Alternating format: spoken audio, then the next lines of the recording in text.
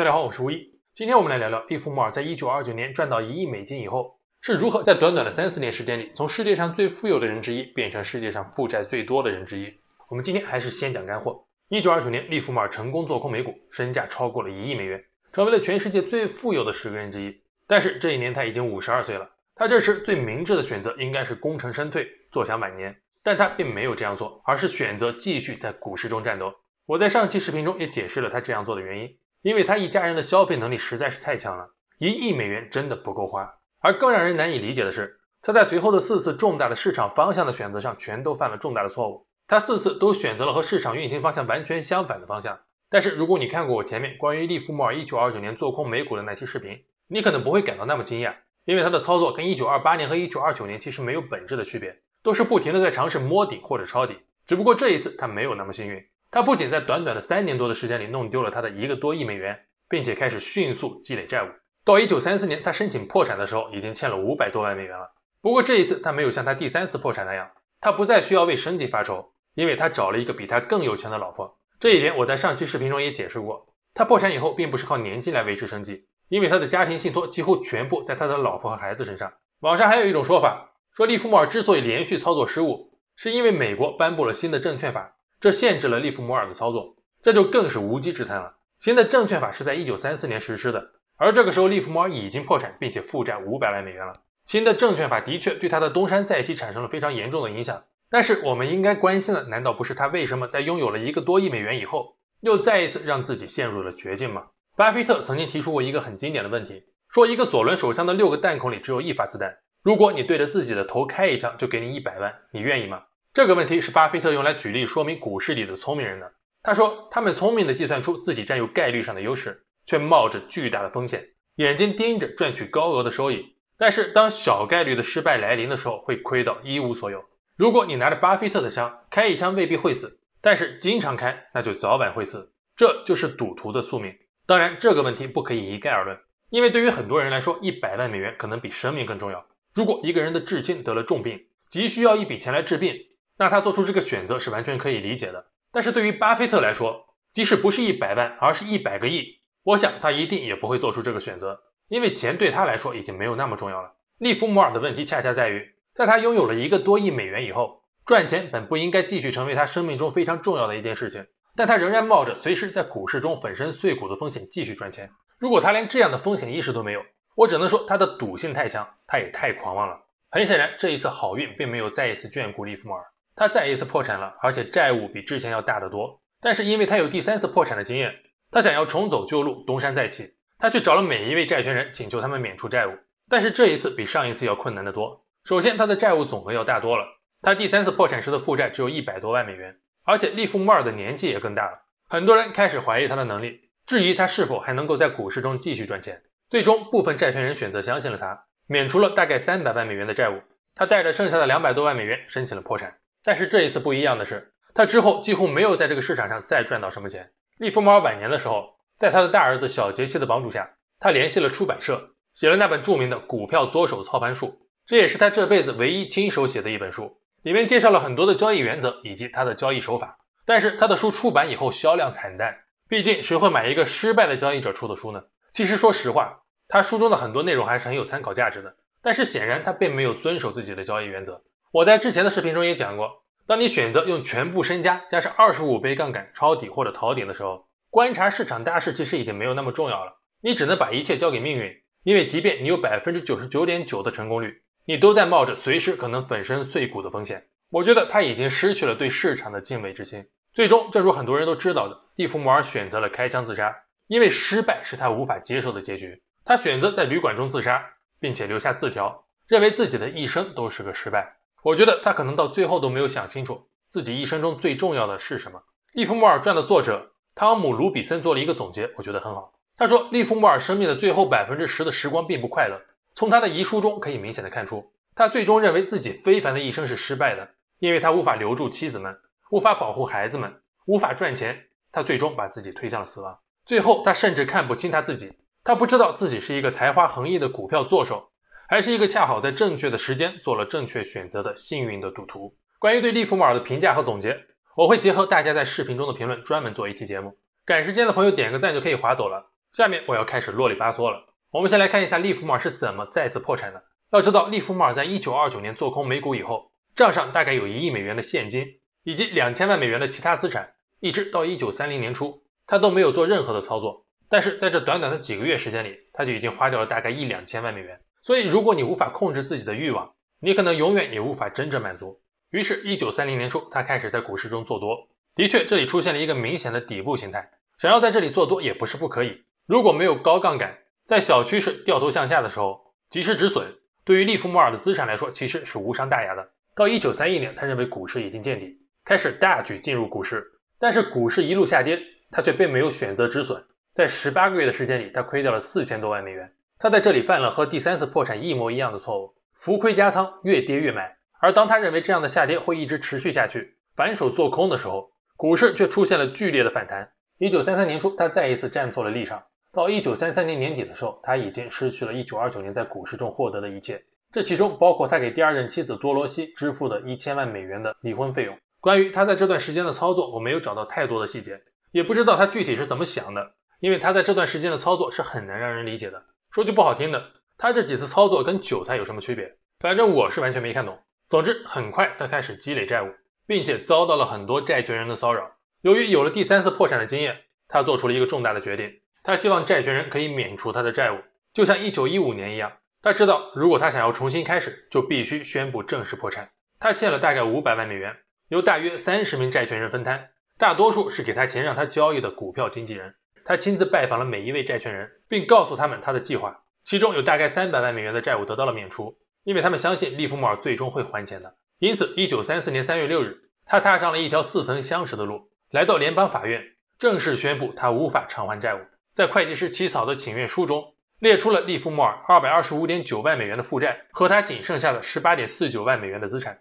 其中包括一份价值15万美元的寿险保单，以及他价值10500美元的芝加哥商品交易所席位。从此，利弗莫尔再次走上了那条尝试东山再起的路，但是这次不会像过去那么容易。在他破产的同时，1934年的证券交易法也通过了。这一新的监管规定促成了美国证券交易委员会的成立。对于利弗莫尔、亚瑟·卡顿等老一代的投机者来说，证券交易委员会的到来绝对是一场灾难。在1年前完全合法的投机行为，现在可能会受到监禁或者巨额的罚款。对于一个50岁以上的人来说，这是一场噩梦，他不能再按照以前的规则玩了。起初，利弗莫尔对这些新的法律不屑一顾，但当他仔细阅读了这些法规以后，才意识到新证券法中的所有条款似乎都是针对他的，包括限制内部交易、操纵股价、不能使用10倍以上的杠杆、不可以做无上限的大规模交易、不能垄断等等。利弗莫尔心里明白，对于像他这样的人来说，一切都结束了。但是这也并没有阻止利弗莫尔重新回到股市。利弗莫尔和他的小职员们重新回到华尔街的办公室里，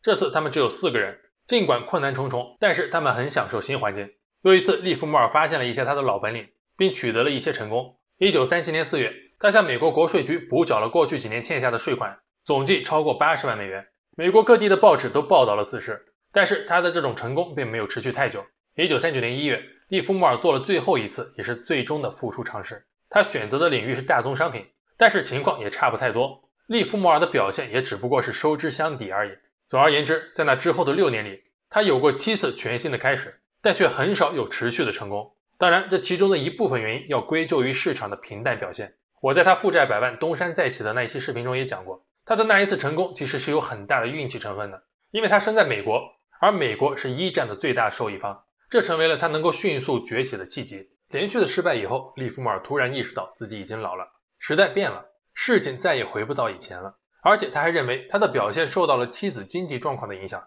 我在上期视频中讲过，他妻子的身价有700万美元，而每次当利弗莫尔运气不好的时候，他的妻子都会来帮助他。利弗莫尔知道这影响了他的交易，毕竟软饭吃多了，人就不想奋斗了。他非常爱他的第3任妻子哈利亚特，他的妻子也很乐意帮助自己的丈夫，但是每次他帮忙，利弗莫尔的灵魂就会消失一些。当他意识到自己可能永远也没有办法翻身以后，60岁的利弗莫尔陷入了严重的抑郁症。他知道自己永远也不可能回到从前了，他决定是时候离开了。失败是他永远也无法想象的未来。1939年，在利弗莫尔61岁的时候，他的大儿子小杰西想要帮助自己的父亲，建议他写一本关于自己在股市中经历的书。起初利弗莫尔是拒绝的，但是小杰西说服了父亲，并且答应父亲会帮他找出版商。但是找出版商并不那么容易，他首先找了乔治 ·H. 杜兰公司，正是这家公司出版了那本《股票作手回忆录》。但是这个时候杜兰公司已经合并并且换了老板，新的公司负责人对利弗莫尔的书并不感兴趣。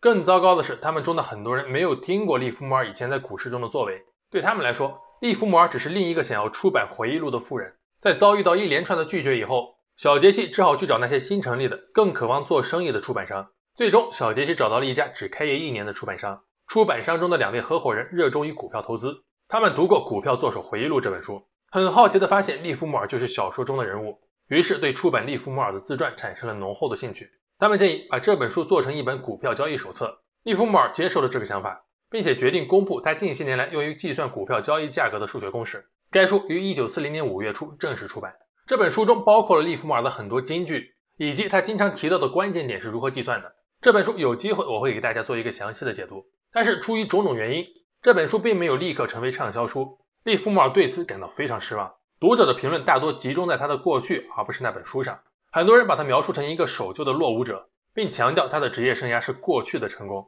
这让利弗莫尔变得更加的沮丧。直到利弗莫尔去世以后，这本书才获得了成功。这次失败把利弗莫尔向死亡的边缘又推了一步。这本书出版了半年以后，在1940年11月27号的晚上，在一次家庭聚会中，摄影师问利弗莫尔是否介意拍照。利弗莫尔说当然可以，但这也是你要拍的最后一张照片了，因为明天我要离开很长一段时间。第二天上午，他离开了和妻子的公寓，来到位于第5大道的办公室，俯瞰中央公园。这些天他以股票顾问的身份为其他人交易股票，但是也并不成功。每天早上他都会坐在办公室里，想着那些早已逝去的光辉岁月，想着如何打发时间直到吃午饭。午饭时他去了附近的雪莉荷兰酒店，这是他在曼哈顿的秘密基地。当股市收盘时，他会早早离开办公室，定期与年轻的舞女们保持联系。从1927年起，这里就一直是他的午餐地点，下班后经常和他的女朋友们在这里喝一杯。但是他今天的心情完全不一样，他认为自己的生命最终是徒劳的，他的巨额财产早就不见了，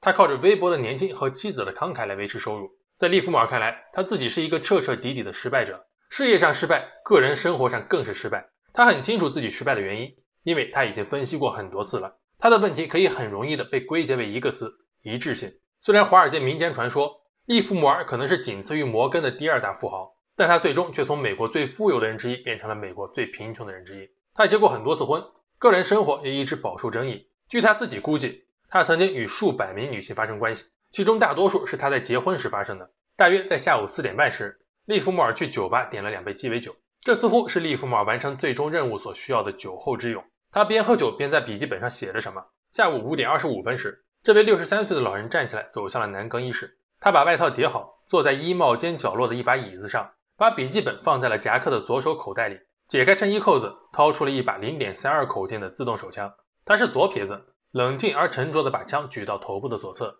扣动了扳机。他倒在椅子上，只有很少的血，而且确实没有任何的迹象表明发生了什么不幸的事情。更令人惊讶的是，衣帽间里似乎没有什么枪声，没有人听到什么。利弗莫尔是一名枪支专家，他完全知道怎么做才能干净利落地结束自己的生命。10分钟以后，巡视的服务员发现了瘫倒的利弗莫尔。起初他以为利弗莫尔是病倒了，给酒店经理打电话。酒店经理认出了利弗莫尔，尝试把他叫醒，然后看到了枪口处流出的血。经理发现了地板上的枪，立即意识到发生了什么。随后警察来了，并通知了利弗莫尔的家人。警察探长在他的官方报道中写道，毫无疑问发生了什么，死亡是利弗莫尔亲手造成的。他的脚边发现了那把枪，口袋里还有一张遗书。利弗莫尔的自杀并没有什么奇怪的，但是他的妻子确实有些奇怪，她之前的4个丈夫也自杀了，利弗莫尔是第5个。这是一系列不寻常的巧合，从来没有得到恰当的解释。但毫无疑问的是，利弗莫尔是在抑郁的状态下结束了自己的生命。利弗莫尔在他生命的最后几年被诊断为临床抑郁症，